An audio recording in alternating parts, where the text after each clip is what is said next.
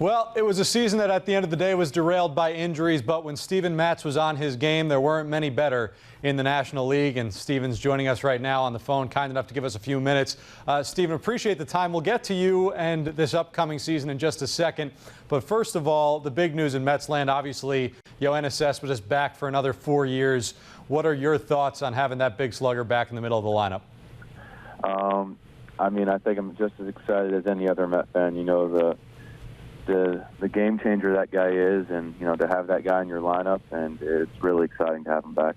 Steven, I know you didn't want to talk too much about it last season when you were going through it, but looking back now, just how painful was it trying to pitch through that bone spur in your elbow? Yeah, it had its days. I think having that peace of mind, knowing that I wasn't causing any further damage to my ligament, my elbow, and that stuff, it makes me push through it more. But I wasn't necessarily, once I heard that, I wasn't necessarily voicing how bad it was hurting, because I didn't want to, I didn't want to make a scene out of something that we already knew was okay. So, but honestly, I got to a point where, some days it was really good. I didn't feel anything. That for a whole, 2 or 3 weeks or whatever, and then it would have its days where it, for whatever reason, it would flare up. So it was just, it was something I'm happy that I got taken care of at the end of the season, and I'm excited moving forward to just get into the season with a clean slate and, get at it again and try to help the team win as best I can. We hear all the time from pitchers that when you're pitching at this level, you're never fully without pain. But did you learn anything about yourself in terms of your ability to pitch with that type of pain? And like you said, still very effectively at times. Your last start of the season, you almost threw a no-hitter. Did you learn anything about yourself and how you can manage certain ailments moving forward? Yeah, I think the biggest thing I've learned is, at some points I really wasn't able to.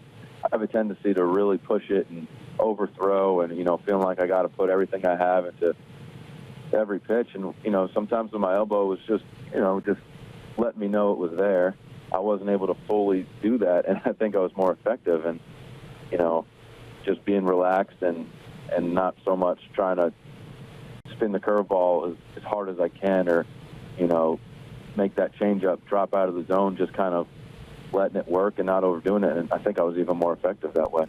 As we look forward now to this season, you had the surgery to remove the bone spur between your elbow and that shoulder that was bothering you at the end of the season as well. How are you feeling physically right now? I'm feeling good. I'm going to start throwing here shortly. I'm feeling good and strong, and like I said, it's pretty much the normal off-season progression for throwing and stuff, so I'm right on par.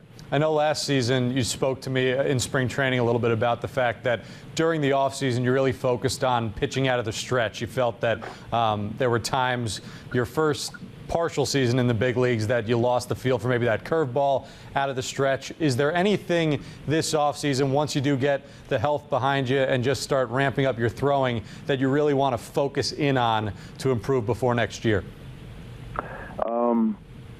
I think it's pretty well known that the stretch is still, holding runners, stuff like that. That stuff I think in spring training I really need to put a focus on going forward. And other than that, it's just, just fine-tuning everything. And obviously the biggest thing is just getting to a place where I can be in a good routine and have a healthy season. That's really the main goal, is just get out there and make them a start.